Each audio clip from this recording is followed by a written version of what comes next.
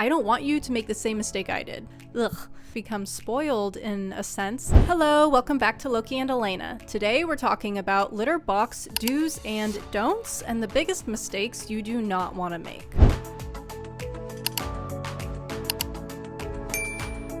I'm Elena and this is Loki.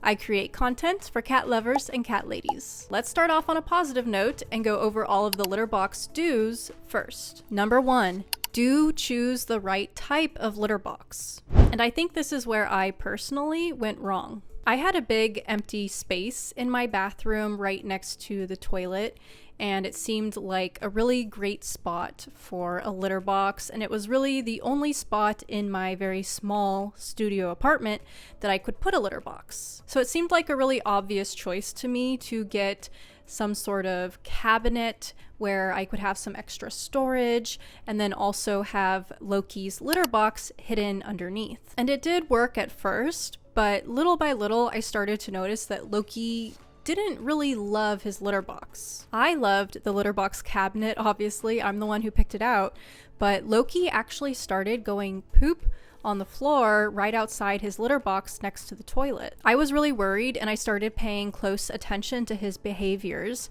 He was still peeing in the litter box consistently. He never peed anywhere else. He always peed in the litter box, but it was just pooping that he would go on the floor outside. So I did some research and tried to figure out what could be the problem.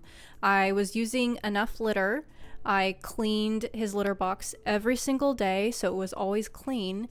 The litter I was using was really nice, good quality tofu litter. I didn't think that that was the problem. And my apartment is really quiet, so I didn't think that he was being disturbed by anything. So I narrowed it down to two different things. He either didn't want to pee and poo in the same place, he wanted to do those in two separate places, or he did not like having a litter box that was in an enclosed space. Since his litter box is inside the cabinet, there is only one entry in and out, and he is not able to look around or see his surroundings at all while he is using the bathroom. And for cats, this can make them feel unsafe. So I did an experiment and set out a secondary litter box that was just open.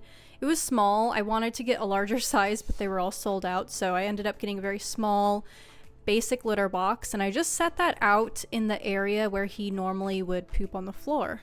And what do you know? Since doing that, he has consistently chosen to poop and pee quite often in the new secondary litter box. Because I was observing that he was peeing and pooing in this new litter box, I didn't think the issue was that he wanted two separate places. I concluded that he did not want to go to the bathroom in an enclosed litter box where he couldn't see his surroundings. And obviously, I know I should have two litter boxes anyways. I do have very limited space here though in my studio apartment, so I was trying to get away with just one, but that's totally okay. If Loki needs two litter boxes, I can definitely do that for him. These covered hidden litter boxes really are just for our convenience, the human, but not for our cat. Our cats don't care if we see them go to the bathroom. I think a lot of cat owners really have become spoiled in a sense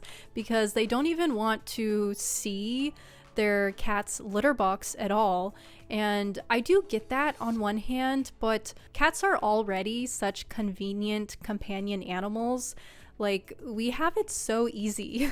Dog parents have to literally, warmth and stuff. We have it pretty dang good. So I went out and got Loki a new litter box. I got one that has high walls. It's medium sized. I would have gotten even larger if I had the space for it, but like I said, I really don't have the space for it. If you can go with a larger size, that is definitely better because you want your cat to be able to turn around and not feel cramped. So I spent some time setting that up for him. I cleaned up the bathroom, I took out some trash, vacuumed, and it took a while to get the stickers off of the bin, which was kind of annoying. Filled it up with litter, and like I said, I really love the tofu cat litter. Has been my favorite so far, and it is environmentally friendly. unscented and it does clump. So I love that stuff. So I just set the litter box up along the wall, very close to the area that he'd been pooping on the floor. And we'll see how it goes. I haven't actually seen him use it yet. He did check it out. He sniffed it and he was looking around, and he was wondering why the heck I moved the scale. He has not used it yet, but I do feel pretty confident that he'll like it. I'm not sure if he will continue to use the cabinet litter box at all anymore, if he's just going to favor the new open one out on the floor. So we'll see. And I'll update you guys. I'll let you know how it goes in the next video so that you can follow along with Loki's litter box journey. If space weren't an issue for me, I would 1000% get a stainless steel litter box. They are the latest and greatest in the litter box world, and I cannot wait to get one at some point. A stainless steel litter box is going to last you years. You're never going to have to throw it away. It's more durable, it's more hygienic. You can clean it more easily. It will not absorb odors or bacteria because it's non-porous.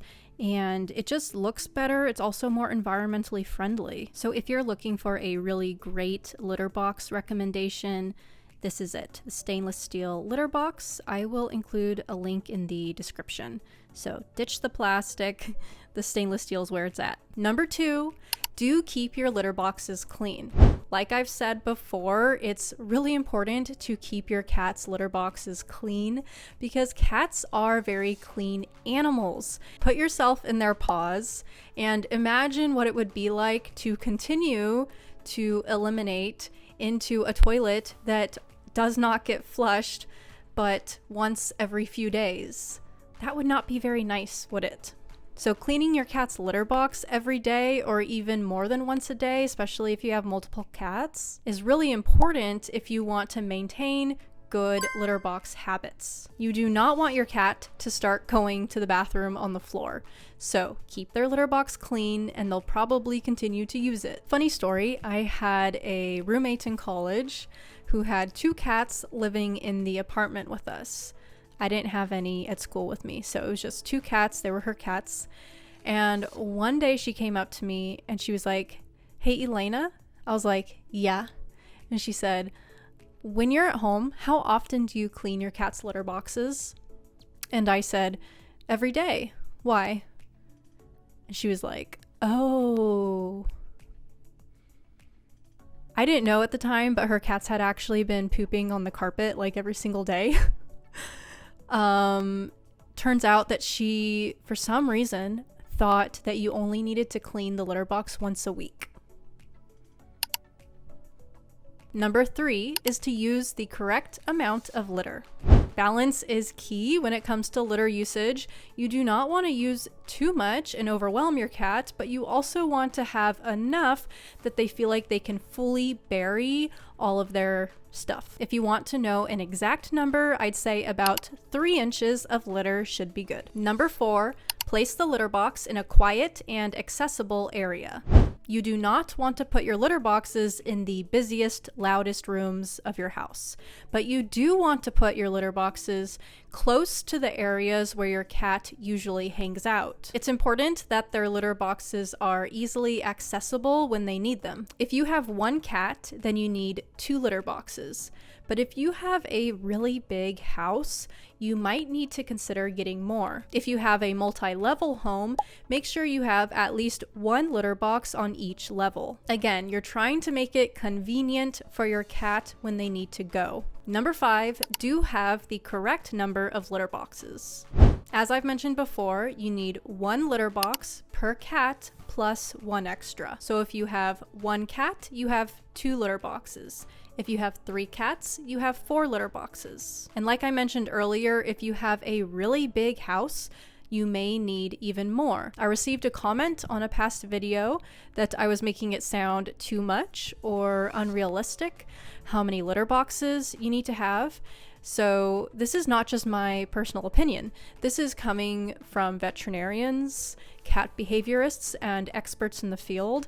I did not make this up, okay? So you really do need to have one litter box per cat plus one extra. If that sounds like too much to you, the problem is not with the information that I am delivering. The problem may be that you have too many cats. Now, of course, this does not apply to cat rescues or to foster families. If you're saving a cat's life, we're not going to be criticizing anyone for having too few litter boxes, right?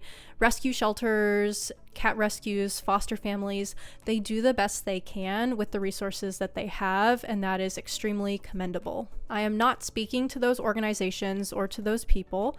I've actually fostered before too. I know it can be hard to constantly meet the needs of all of the cats. I'm speaking to the people who do have the ability to provide their cat with all of the necessary items, but maybe they just don't have the education or the awareness yet to know what that means. Now let's chat about the 5 don'ts. Number 1, do not use strong scents or scented litter. You might be tempted to purchase a scented litter thinking that it will make your house or whatever room smell better, but a cat's sense of smell is extremely sensitive. They have much better sense of smell than we do. So you need to consider that that might be a real turnoff to your cat, and they might not want to use the litter box just because of the way it smells. So the best option is to stick to unscented litter and environmentally friendly litter. Number 2, don't ignore signs of discomfort. If your cat is avoiding the litter box, this may be a sign of stress, health issues, or that they just do not like the setup. So pay attention to your cat's behaviors and of course consult your veterinarian if you notice anything very concerning. Number 3, don't place the litter box near food or water. As I've said before, cats are clean animals. They do not want to eliminate near the same area where they eat. In the wild, cats would definitely not be going to the bathroom anywhere near where they eat their food. This instinct that they have helps them to stay healthy, so just make sure that none of the litter boxes are placed too close to where your cat likes to eat or drink. Number 4, don't ignore different litter types.